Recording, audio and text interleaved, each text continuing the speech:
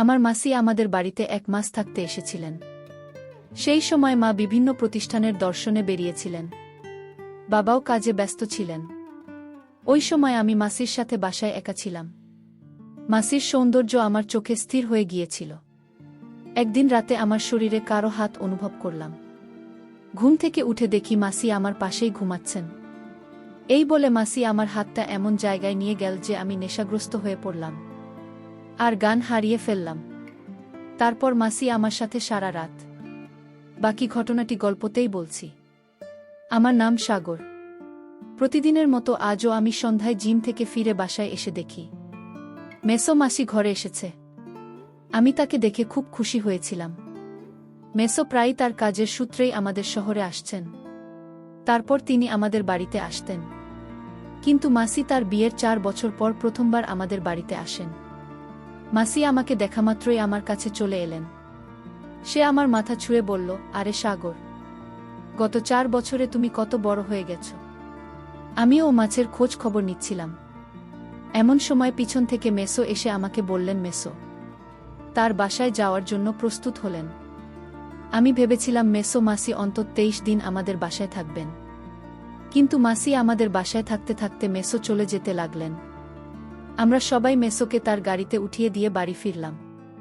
রাতে মা মাসির সাথে তার ঘরে বসে গল্প করছিল। তারপর মাকে বাইরে ডেকে জিজ্ঞেস করলাম মাসি কেন ওর বাড়িতে গেল না। ওদের মধ্যে কি কোনো ঝগড়া হয়েছিল? মা বলল না, সাগর মিশর কিছু কাজ ছিল, তাই তিনি আমাদের বাড়িতে বেশিক্ষণ থাকতে পারেননি। আর তোমার মাসেই শহরের একজন ডাক্তারের কাছে 1 মাস ধরে চিকিৎসা নিচ্ছেন এবং তিনি আগামী 1 মাস আমাদের বাড়িতে থাকবেন। এটা তোমার জন্য আনন্দের বিষয় হবে, কারণ এখন আমি আমার বন্ধুদের সাথে যাচ্ছি। এমন পরিস্থিতিতে তোমার খাবার দাবারের সমস্যা হতে পারে, কিন্তু এখন আর দাসী খুঁজতে হবে না। তোমার মাসি ঘরের সব কাজ করবে। মনে করলেন এই ব্যাপারটা ঠিক আছে, তাই আমি আমার রুমে চলে গেলাম। মাসি কোনো চিকিৎসার জন্য এসেছেন? আমি এটা জিজ্ঞেস করিনি। মাসির আগমনের আগে মা কলোনির এক বন্ধুকে নিয়ে মন্দিরে যাওয়ার পরিকল্পনা করেছিলেন। তার যাত্রা হবে 2 দিনের মধ্যে। এখন সে কয়েকদিন বাড়িতে থাকবে না এবং এটা সে মাসিকে আগেই জানিয়েছিল। মাসি বললেন, তুমি কোনো চিন্তা না করে দর্শনে যাও দিদি, আমি ঘরের সব কাজ করব আর সাগরকে খুব ভালো করে দেখাশোনা করব। এরপর দিন পরিকল্পনামাফিক মা তার বন্ধুদের নিয়ে ঘুরতে রওনা হলেন। তার যাত্রা ছিল 15 দিনে। আমার বাবা প্রায় তার পরিবহন ব্যবসার কাজে বাইরে থাকতেন এবং তিনিও গতকাল সকালে শহরের বাইরে চলে যান। এখন আমি মাছের সাথে বাসায় একা ছিলাম। মা বাড়ি থেকে বের হতেই আমাকে বারবার কল করতে লাগলেন। তিনি আমাকে নিয়ে খুব চিন্তিত ছিলেন। সন্ধ্যায় বাসায় এসে খাবার তৈরি করতে রান্নাঘরে যেতে লাগলাম। তারপর দেখলাম মাসি রান্নাঘর থেকে আমার খাবার নিয়ে বের হচ্ছেন। প্রতিদিন নিজের খাবার নিজেই রান্না করতাম। মা বলতেন, আমাকে তোমার খাবার ইত্যাদিতে একেবারে অন্তর্ভুক্ত করো না। তুমি যে খাবার চাও তা নিজেই রান্না করো। প্রতি সন্ধ্যায় আমি 2টা সেদ্ধ ডিম এবং স্যুপ খেতাম। কিন্তু আজ মাসি আমার খাবার আগে রেডি করে রেখেছিলেন। সেদিনই আমি প্রথমবারের মতো তৈরি খাবার পেয়েছিলাম। আমি মাসিকে জিজ্ঞাসা করলাম তিনি আমার ডায়েট সম্পর্কে কিভাবে জানলেন এবং তিনি উত্তর দিলেন যে তিনি বিকেলে আমার রুম পরিষ্কার করতে গিয়েছিলেন এবং তিনি সেখানে আমার সম্পূর্ণ ডায়েট চার্ট দেখেছেন, যেটিতে কোনোদিন কি খাবার সবই লেখা ছিল। আমি বললাম, বাহে মাসি, আপনি তো খুব স্মার্ট। আমি খুব খুশি হয়েছিলাম, কারণ আমি তৈরি খাবার পেয়েছি। আমি মাছের প্রশংসা করলে তিনি হাসলেন। পরের 2 দিন এভাবেই কেটে গেল। প্রতিদিন আমার ব্যায়ামের চার্টও পড়ার সময় মাসি আমার জন্য সময়মতো খাবার তৈরি করতেন এবং আমি ঠিক সময়ে সবকিছু পেতাম। 2 দিন পর মায়ের কোল। আমি মাকে বললাম, মা, এখন বারবার ফোন করেও না। গত 3 দিনে তোমার কাছ থেকে 10টা ফোন এসেছে। তুমি আমাকে নিয়ে চিন্তা করা বন্ধ করো। মাসি আমাকে আমার ডায়েট থেকে খাবার সবই ঠিক সময়ে দিচ্ছেন। এখন তুমি আমাকে বারবার কল করবে না। আমায় নিয়ে চিন্তা করার জন্য মাসি আছে। সেদিনের পর থেকে মা আমাকে কল করা বন্ধ করে দেন। কখনো কখনো তিনি 1টি বা 2টি মেসেজ পাঠাতেন। সেই রাতে মাসি আমার রুমে এলেন। তিনি বললেন, আজ ঘুমাতে পারছি না। মাসি আমার সাথে কথা বলতে লাগল। কথা বলতে বলতে আমি মাসিকে জিজ্ঞেস করলাম, তোমার কি চিকিৎসা চলছে? এ বিষয়ে মাসি বলেন, মা হওয়ার বিষয়। আমি তাকে আর কোনো প্রশ্ন করিনি। তারপর হঠাৎ বিদ্যুতের মতো একটা বিকট শব্দে মাছি ভয় পেয়ে গেলেন। ভয় পেয়ে মাছি আমার কাছাকাছি আসতে লাগলেন। আমি একটু লজ্জা পেলাম, কারণ মাছির বয়স কম। আমি ভাবলাম মেয়ে মানুষ একটু ভয় পাবে, এটাই স্বাভাবিক। তারপর তাকে সান্ত্বনা দিলাম। আমি তার থেকে নিজেকে দূরে সরিয়ে বললাম, মাছি তুমি তোমার ভাগ্নের মাছি এই ছোট কণ্ঠে ভয় পাও কেন?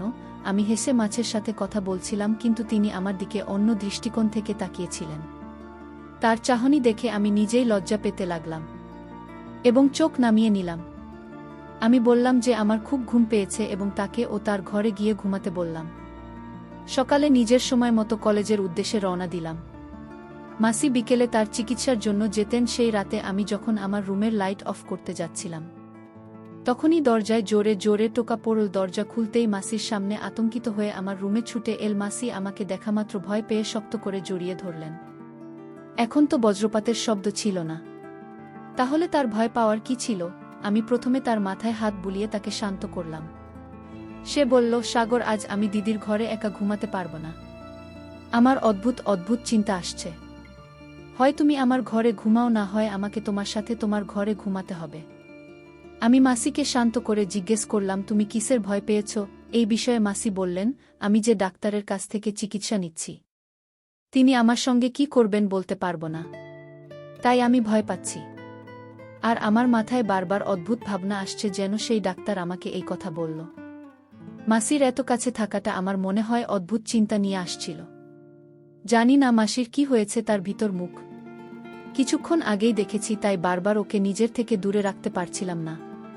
তাই আমি ঘরের বাতি জ্বালিয়ে দিলাম। বাতি জ্বালাতে মাসি আমার থেকে দূরে চলে গেলেন। পরের দিন আমি আমার মাসির সাথে সেই হাসপাতালে গেলাম যেখানে তিনি চিকিৎসাধীন ছিলেন। আমি হাসপাতালের পরিবেশ তো আমার ঠিকই লাগে এবং ডাক্তার মাসিকে চিকিৎসা করতে লাগল। সে অনেক বড় মতো ছিল। মাসি আমাকে তার সম্পর্কে কেন এমন কথা বলছিল? মাসেই চিকিৎসা শেষ করে বেরিয়ে এল, তার মুখ বিষণ্ণ দেখাচ্ছিল। আমি যখন তাকে তার মুখ বিবর্ণ হয়ে যাওয়ার কারণ জিজ্ঞেস করলাম, সে বলল, কিছু না, আমি প্রতিদিন এই চিকিৎসা পেয়ে বিরক্ত হয়ে গেছি। মাসির বিষণ্ণ মুখ দেখে তাকে বললাম, চিকিৎসার কথা বাদ দিন, আজ আমি তোমাকে আমার সাথে সিনেমা দেখতে নিয়ে যাব। আমি ভাবলাম সে একটু ঘুরবে কি না, তাহলে হয়তো সে কিছুটা স্বস্তি পাবে, কারণ গ্রামে সিনেমা হল কোনো জিনিস ছিল না এবং মেসো মাসিকে খুব একটা বেড়াতেও নিয়ে যেতেন না। আমি এটা খুব ভালো করেই জানতাম, যত তাড়াতাড়ি সে শুনল যে আমি তাকে বেড়াতে নিয়ে যাচ্ছি, মাছির মুখ উজ্জ্বল হয়ে উঠুন। অর্ধেক মুভি দেখার পর মাসি আমার হাত ধরে কিছুক্ষণের মধ্যেই আমার কাঁধে মাথা রেখে ঘুমিয়ে পড়লেন। বাসায় আসতেই মাসি বললেন, সাগর, আজকে তুমি আমায় একটা স্মরণীয় দিন করে দিল, আমি এই দিন ভুলব না।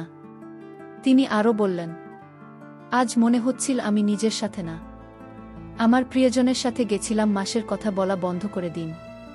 কিন্তু আমি বুঝতে পারলাম প্রিয় বলতে কি বোঝাতে চাই। আমি তোর কথা এসেছিলাম এবং তাকে বাড়িতে রেখে আমার জিমে চলে গেলাম। আমি জিম থেকে ফেরার সাথে সাথে রাতের খাবার খেয়ে স্নান করতে গেলাম। স্নানের পর রুমে গান শুনে মনকে সতেজ করছিলাম। তখন হঠাৎ মনে হলো আমার রুমে বা বিছানায় কেউ একজন এসেছে। আমি চোখ খুলে দেখি মাসি আমার সামনে দাঁড়িয়ে আছে। মাসি আমার সামনে অন্যরকম অবস্থায় দাঁড়িয়েছিলেন, প্যান্ট শার্ট পরে দাঁড়িয়েছিলেন। মাসিকে এমন দেখা মাত্রই আমার অবস্থা খারাপ হয়ে গেল। তখনই আমি ওকে আমার থেকে দূরে ঠেলে দিয়ে বললাম, মাসে কি করছিলেন? মাছি উত্তর দিলেন, সাগর, তুমি প্রতিদিন এত পরিশ্রম করে জিম থেকে ফিরে আসে, আমি শুধু তোমার পরিশ্রম বা কষ্ট দেখছিলাম।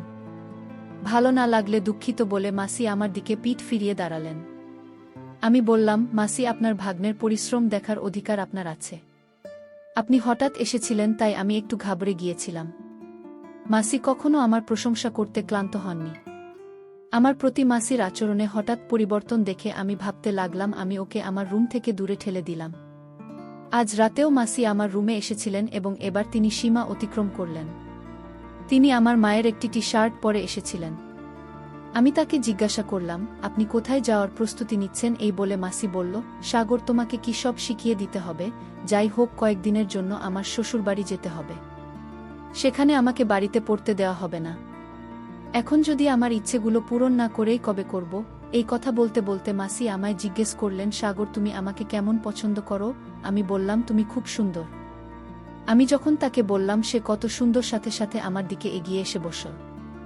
মানুষের আচার আচরণ এখন আমার কাছে একটু অদ্ভুত লাগতে শুরু করেছে। আমি যখন ওকে ওর রুমে ঘুমাতে বললাম, তখন মাসি বললেন, আমি একা ঘুমাতে অভ্যস্ত নই।